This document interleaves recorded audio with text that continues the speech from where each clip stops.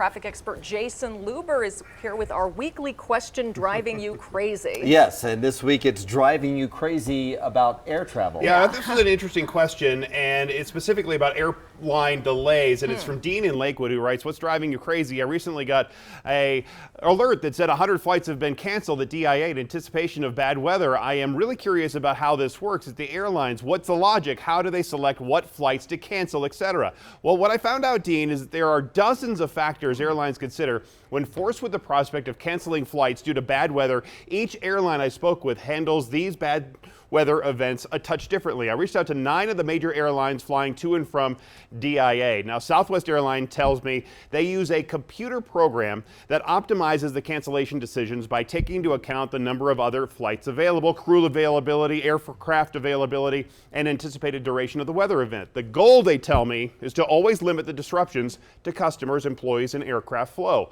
United Airlines tells me they use a combination of computers and people in their National Operations Center when deciding what flights to cancel, again looking at the least disruptive flow. Delta Airlines tells me the bottom line is they want to impact the least amount of people for the least amount of time.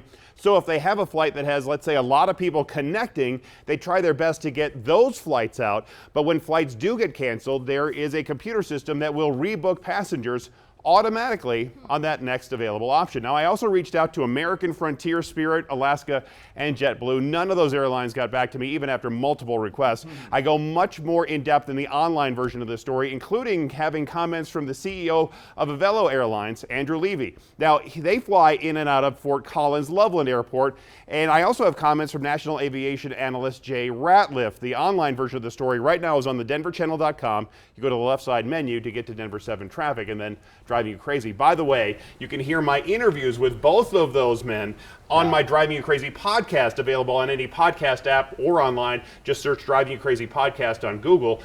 I talked to both of them for about an hour each, and it was fascinating about the airline industry, what's going on for summer travel, all of those issues the airlines are facing right now, and you can get it right now. That's a long conversation there Yes, for now. Wow. it was really fascinating stuff. I've already written off going anywhere this summer because everyone's trying to go everywhere. They so are. I'm not going.